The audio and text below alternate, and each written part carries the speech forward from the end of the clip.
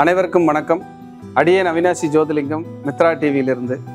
நான் இப்பொழுது அமர்ந்திருக்கின்ற ஆலயம் கும்பாபிஷேகத்திற்கு தயார் நிலையிலே இருக்கின்ற திண்டுக்கல் மாவட்டம் எரியோடு அருகிலே புதுரோடு குஜிலியம்பாறை வட்டம் அங்கு இருக்கின்ற மகாசக்தி ஆதி குபேர வாராகி அன்னையினுடைய ஆலயத்தில் இருக்கிறோம்.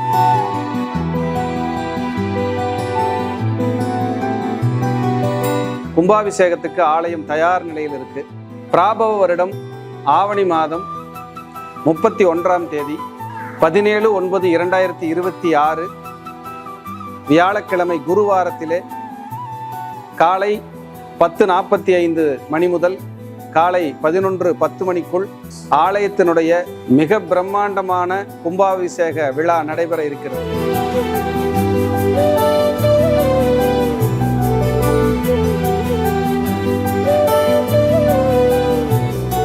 இந்த நிகழ்வை பார்த்து கொண்டிருக்கின்ற நீங்கள் இந்த கும்பாபிஷேக விழாவிலே கலந்து கொண்டு உலக நாடுகளில் நீங்கள் எங்கிருந்தாலும் எந்த வெளியூரில் இருந்தாலும் உங்களை எல்லாம் அன்போடு இருகரம் கூப்பி இந்த ஆலயத்திற்கு அடியேன் சார்பாகவும் இந்த கோவில் நிர்வாகத்தின் சார்பாகவும் சக்திவேல் சுவாமிகள் இந்த கோவிலுடைய ஆலய ஸ்தாபகர் அவர் ரொம்ப சிரமப்பட்டு இந்த ஆலயத்தை உருவாக்கி ஒரு அடுத்த கட்டத்துக்கு கொண்டு வந்திருக்காரு. அது ஒரு பிரம்மாண்டமான ஒரு சக்தி அந்த இடத்துல அம்பாள் உட்கார்ந்துருக்காங்க, உயிரோட்டமா இருக்காங்க.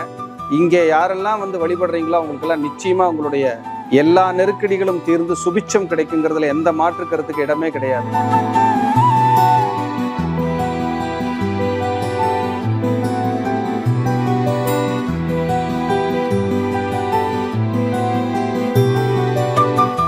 அப்படிப்பட்ட ஆலயத்தில் அடியேன் அமர்ந்து பேசிக்கிட்டு இருக்கேன்.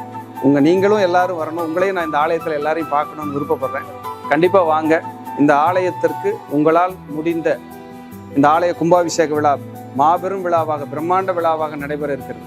இந்த ஆலய கும்பாபிஷேக விழாவிற்காக நிதி உதவி மற்றும் பொருளுதவி நாங்கள் இந்த கோயிலில் பங்கெடுத்துக்கணும் அப்படின்னு நினைக்கிறவங்க டிஸ்கிரிப்ஷனில் இந்த ஆலயத்தினுடைய அக்கௌண்ட் நம்பர் மற்றும் வங்கியினுடைய விவரங்கள் கொடுக்கப்பட்டிருக்கு. ஆலயத்தினுடைய கோயிலுடைய அக்கௌண்ட் நம்பரே இருக்குங்க. நீங்கள் அதுக்கு தாராள நிதி உதவியும் பொருளுதவியும் செய்து உங்களுடைய பங்களிப்பையும் கொடுத்து அன்னையினுடைய பேரொருளை பெறுமாறு மீண்டும் ஒரு முறை உங்களை எல்லாம் அன்போடு நான் கேட்டுக்கொள்கிறேன். அதே போல் இந்த கும்பாபிஷேக விழா என்பது சாதாரண விஷயம் அல்ல. கோபுர தரிசனம் என்பது கோடி புண்ணியம் என்று சொல்வார்கள். குரு பார்க்க கோடி புண்ணியம், அதே போல கோபுர தரிசனம் என்பது கோடி புண்ணியம். அப்படிப்பட்ட ஒரு நல்ல நிகழ்வுக்காக உங்களை நான் அழைக்கிறேன். எல்லோரும் இந்த விழாவிலே கட்டாயம் கலந்து கொள்ள வேண்டும். இந்த ஆலய விழா நிறைய இடங்களுக்கு செல்ல இருக்கிறது, ஒளிபரப்பாக, நேரடி ஒளிபரப்பாக. அதே போல நேரடியாக நீங்கள் அனைவரும் இந்த ஆலயத்திலே பெரும் பங்களிப்பை செலுத்த வேண்டும், அன்னையினுடைய ஆசீர்வாதத்தை பெருமளவு வாங்க வேண்டும் என்பதை மீண்டும் இந்த ஆலயத்தில் அமர்ந்து அடியேன் அவினாசி ஜோதிலிங்கத்தின் சார்பாகவும் மித்ரா டிவி, மந்த்ரா டிவி, பக்தி யுகம், வாராகி ஜோதிடம் சார்பாக உங்களை எல்லாம் மீண்டும் இருகரம் கூப்பி அன்போடு அழைக்கின்றேன். அனைவரையும் நான் மிக பிரம்மாண்டமான கும்பாபிஷேக விழாவிலே சந்திக்க ஆவலாக இருக்கிறேன். நன்றி, வணக்கம், வாழ்க வளர்க.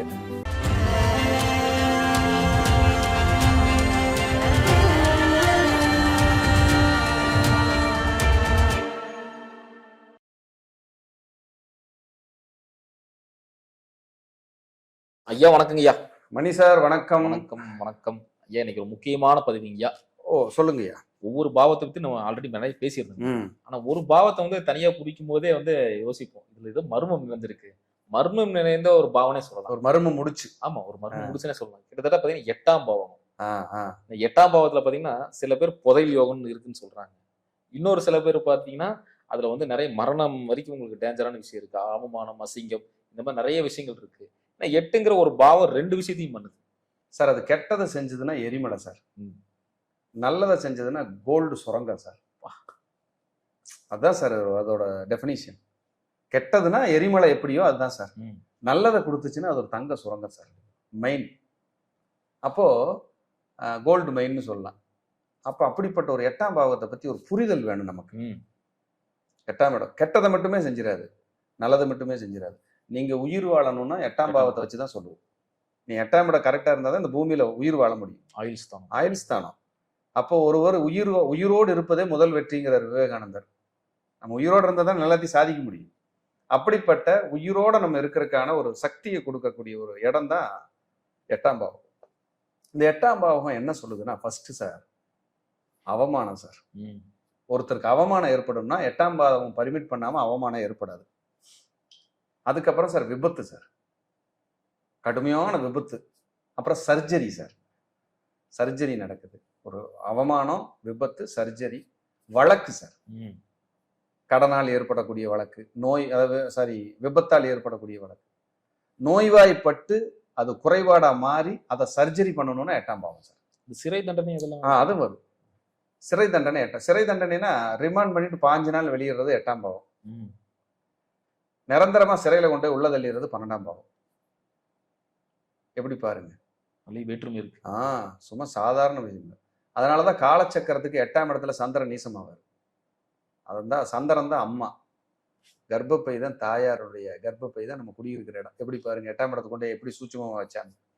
அப்ப 8ஆம் இடம்ங்கிறது எரிமலையா இருக்கிறதெல்லாம் இதுதான். அவமானம், கடன், நோய், வழக்கு, சர்ஜரி, எதிரி, பகை, துர்மரணம், நிம்மதியின்மை, வம்பு வழக்கு, எல்லா டிஸ்டர்பும் 8ஆம் இடம் தான் சார். இது எல்லாம் மைனஸ் சார். பிளஸ்ன்னா நம்ம என்ன எடுத்துக்கலாம் அப்படின்னா, உழைக்காத வருமானம் சார். பிளஸ்னா உழைக்காத வருமானம். எங்க மாமனார் எனக்கு சொத்து கொடுத்தாரு, இது உழைக்காத வருமானம் சார். ஏன்னா 8ஆம் இடம்ங்கிறது 7க்கு 2ஆம் இடம். 7 தான் மனைவி அல்லது கணவர். அவங்க சொத்து நமக்கு வருது, என்ஜாய் பண்றோம். அப்ப இது மாமனார் சொத்துக்களை அனுபவிக்குது. மாமியார் சொத்து, மாமனார் சொத்து, இல்ல மச்சனனே வச்சுக்க சாப்பிடுன்னு கொடுக்குறது, இதே ஒண்ணு கொடுக்குறாருன்னா இது 8ஆம் இடம் பர்மிட் பண்ணாம வராது. அப்ப இது பிளஸ். இதுதான் கோல்டு மைன். அப்புறம் உயில் சொத்து சார். கூப்பிட்டு எனக்கு 2 பிள்ளைங்க தான் இருக்குது, என் மருமகனுக்கு ஒரு 5 ஏக்கர், இன்னொரு மருமகனுக்கு ஒரு 5 ஏக்கர் நான் எழுதி கொடுக்குறேன்னு உயில் பண்ணி கொடுக்குறாங்கல்ல, இது உயில் சொத்து 8ஆம் பாவம் சார். இன்சூரன்ஸ் பணம் சார். ஏதோ ஒன்று நடந்துருது, இன்சூரன்ஸ்ல 2 கோடி வந்துச்சு, 60 லட்சம் வந்துச்சு, இது 8ஆம் பாவம் சார். பர்மிட் பண்ணாதான் அந்த பணத்தை நீங்க என்ஜாய் பண்ண முடியும். இன்சூரன்ஸ் 8ஆம் பாவம் சார். எல்ஐசி சார், ஒரு 20 வருஷம் போட்டேன், எனக்கு ஒரு 13 லட்சம் ரூபாய் பணம் வந்துச்சு, அது இன்னைக்கு சப்போர்ட் பண்ணுது, நான் பேங்க்ல வட்டிக்கு போட்டு வட்டி வாங்கி சாப்பிட்டுட்டு இருக்கிறேன் அப்படின்னா 8ஆம் பாவம் சார். டெபாசிட் வருமானம் சார், ஒரு 1 கோடி டெபாசிட் பண்ணியிருக்கிறேன், அதுல இருந்து வட்டி வருது, வாங்கி சாப்பிட்றேன். வாடகை வருமானம் சார், ஒரு காம்ப்ளெக்ஸ், அப்பார்ட்மெண்ட், இதெல்லாம் பெரிய லெவல்ல கட்டி ஒரு வாடகை வருதுன்னா அது 8ஆம் இடம் பர்மிட் பண்ணும் சார். பிரம்மாண்ட சொத்துக்கள் 8ஆம் இடம் சார். ஒரு பெட்ரோல் பங்க் சார் 8ஆம் இடம் சார். பெட்ரோல் பங்க் சார், எரிவாயு, பெட்ரோல் பங்க், இது 8ஆம் இடம் சார். இதுக்கு பர்மிட் பண்ண இது மூலியமா நமக்கு வருமானம் வரும் சார். அப்புறம் சுரங்கம் சார். நீங்க சுரங்கத்துக்கு வெளியே நின்று இருட்டுன்னு பார்த்துக்கிட்டு இருந்தா அது உனக்கு வேடிக்கை தான், நீ பார்க்குற வேடிக்கை தான். உள்ள பூந்து போய் கஷ்டப்பட்டு ஒரு 3 கிலோமீட்டர்ல அப்படி உள்ள போய் லைட்டை வச்சுட்டு உள்ள போனீங்கன்னா உள்ள தங்கம் காத்துக்கிட்டு இருக்கும். வெட்டி எடுத்துட்டு வரும்போது வேற லெவல்ல இருக்கும். 8ஆம் இடம் இப்படி டிஃப்ரெண்டா வேரியேஷன் சொல்லுது. அப்போ லாட்ரிங்கய்யா, அது அடுத்து வர லாட்ரி 8ஆம் இடம். நம்ம நாட்டில் இல்ல, பக்கத்துல கேரளா ஸ்டேட்ல வச்சிருக்காங்க. அப்ப லாட்ரி, அப்புறம் துபாய், அங்க இங்கெல்லாம் ஆன்லைன்ல கூட, மலேசியா, சிங்கப்பூர் கூட லாட்ரியா இருக்கும். நிறைய கிளைண்ட் அங்க இருந்து கேட்பாங்க, ஐயா எனக்கு லாட்ரி யோகம் இருக்கா? இருக்கு, இந்த நம்பர் எடுத்துக்கங்க. அப்போ இது எல்லாமே கிரகங்களால தான் தீர்மானிக்கப்படுது. அப்போ தடைக்கற்கள் 8ஆம் இடம். நீங்க ஒவ்வொன்றும் தடைக்கற்களை கடந்து கடந்து கடந்து போராடி போராடி நான் போறேன் சார். யாருக்கெல்லாம் 8ஆம் அதிபதி லக்னத்தில் இருக்கிறாங்களோ தடைக்கற்களை போராடி தான் கட்ட முடியும், ஓட முடியும். 4ஆம் இடத்துல 8 குடையவன் இருந்தா தடைக்கற்கள் போராடி தான் வீடு கட்டுவீங்க, போராடி தான் வாகனம் வாங்குவீங்க. 8 குடையவன் 7ல இருந்தா போராடி தான் கல்யாணம் நடக்கும். சரி, கல்யாணம் நடந்துச்சு, நடந்ததுக்கு அப்புறம் போராட்டமாவே இருக்கும். எப்படி வச்சிருக்காங்க, விதி விளக்கு இது. ஆமா, இது நீங்க அனுபவிக்காம போயிட முடியாது. இந்த 8ஆம் இடத்துக்கு அப்படி ஒரு சக்தி இருக்கு. அப்புறம் ஐயா இன்னொன்னு, ஆந்திரா பக்கம் இருந்து கூப்பிடுவாங்க, இந்த புதையல் யோகம் மண்ணுக்குள்ள இருக்கு. 8ஆம் இடம் தான் புதையல். நம்ம அதுக்குள்ள போறது இல்ல சாமி. போன் வரும் சாமி, எங்க வீட்டுல புதையல் இருக்கு. ஒரு அம்மா வந்திருந்தாங்க உடுமலைப்பேட்டை பக்கத்துல, எங்க தோட்டத்துல புதையல் இருக்குங்கிறாங்க, பிரசன்னத்தை போட்டு சொல்லுங்க அப்படின்னு. ஆமா, புதையல் இருக்குது, அதுக்கு நான் பிரசன்னம் எல்லாம் பாக்குறது இல்ல. ஏன்னா புதையல் உண்மையிலேயே காவுவாங்க, ஆளை கொண்டே போடும் ஏமாந்தீங்கன்னா. ஆனா புதையலுக்கு நம்பிட்டே வாழ்ந்துட்டு இருக்கிற ஜனங்க ஒரு 5% இன்னைக்கு நிறைய இருக்கிறாங்க. ஆமா, இருக்கலாம், அது நான் பாக்குறது இல்லை, அவ்வளவுதான். கண்டிப்பா புதையல் கண்டுபிடிக்கிறது பாக்குறது எல்லாம் செய்யலாம், அதை நம்ம பாக்குறது இல்லை. அதுக்கப்புறம் இந்த கெட்ட வழியில போறாங்கல்ல, ஸ்மக்லர், அது 8ஆம் இடம் தான். பினாமியா வர்றாங்கல்ல, அது 8ஆம் இடம் தான். இன்னாரோட பினாமியா இருக்காங்க சொல்லுது இல்ல, அதுவும் 8ஆம் இடம் தான்.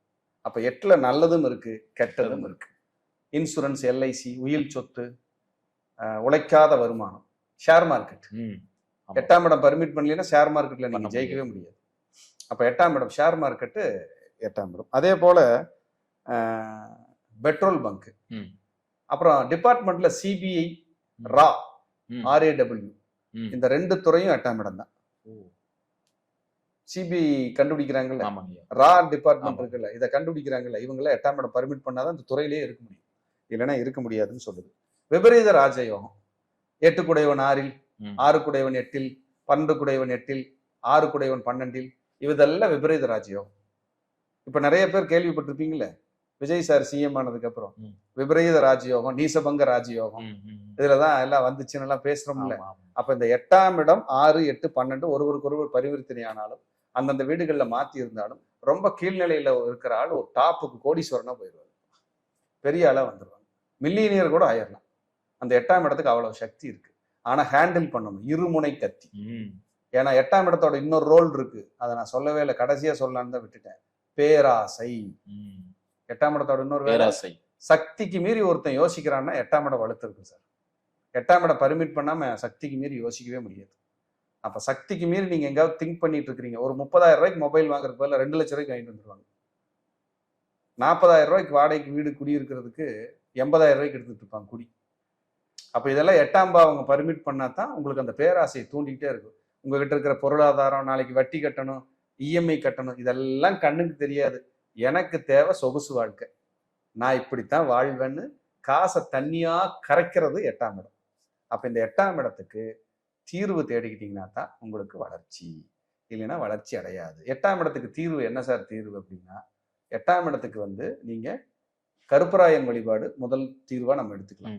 2வது பிரித்தியங்கரா, வாராகி, சரபேஸ்வரர், நரசிம்மர், மகிஷாசுரவர்த்தினி, இப்படி ஒரு உக்கிர தேவதைகள், உக்கிர தெய்வங்களை பூரா நீங்க வழிபடும் போது போர்க்குணம் கொண்ட, வதம் செய்கின்ற, பத்ரகாளி மாதிரி வதம் செய்கின்ற அந்த வழிபாடை மேற்கொள்ளும் போது 8ஆம் இடத்தினுடைய தாக்கத்தை நீங்கள் குறைத்துக் கொள்ளலாம். அப்போ உங்க ஜாதகப்படி 8ஆம் இடத்துல கிரகம் எப்படி இருக்கு, 8 குடையவர் எங்க இருக்கிறாருன்னு பார்த்துட்டு கவனமா ஹேண்டில் பண்ணுங்க. இல்லைன்னா உங்களுக்கு வட்டி வருமானம் இருக்குல்ல, வட்டிக்கு விட்டு சம்பாதிக்கிறாங்களா, அது 8ஆம் இடம் தான். இன்ட்ரெஸ்ட்டுக்கு விட்டு சம்பாதிக்கிறது, லோன் போடுறோம்ல பேங்க்ல, அது 8ஆம் இடம் தான். நீங்க 8ஆம் இடம் நல்லா இல்லைன்னா பேங்க் லோன் நீங்க கிடைக்காது, வாங்கவே முடியாது. கொலாட்ரல் கொடுக்குறோம்ல, அடமான கடன், 3-8 தொடர்பு பத்திர அடமானம், 4-8 தொடர்பு வீடு அடமானம், 4-3-8 தொடர்பு வண்டி புக்கு அடமானம், 5-8-3 தொடர்பு நகை அடமானம், 5-3-8-12 தொடர்பு நகை அடமானத்துக்கு போய் வராது, வித்துருவாங்க, ஏலம் விட்டுருவாங்க. எவ்வளவு இருக்கு தெரியுங்களா ஜோசியத்துல? அது 8ஆம் பாவத்துல பாருங்க எவ்வளவு விஷயங்கள். இவ்வளவையும் நம்ம பார்த்து நம்ம ஜாதகத்துல ஒருத்தருக்கு ப்ரெடிக்ட் பண்ண முடியும், சொல்ல முடியும் அப்படிங்கிறது நிறைய இருக்கு. அப்போ 8ஆம் பாவம்ங்கிறது நிறையவும் இருக்கு, நல்லதும் இருக்கு, மிகச்சிறந்த கெட்டதும் இருக்கு. நல்லதுன்னா 20% எடுத்துக்கலாம், கெட்டதுன்னா 80% இருக்கு. ஜாக்கிரதையா இல்லைன்னா அந்த 8ஆம் பாவம் உங்களுக்கு ஸ்லோ பாய்சனா மாறிவிடும். கவனமா இருக்கணுங்கிறத எச்சரிக்கையா சொல்லி மீண்டும் ஒரு நல்ல பதிவில் சந்திக்கிறேன். நன்றி, வணக்கம், வாழ்க வளர்க.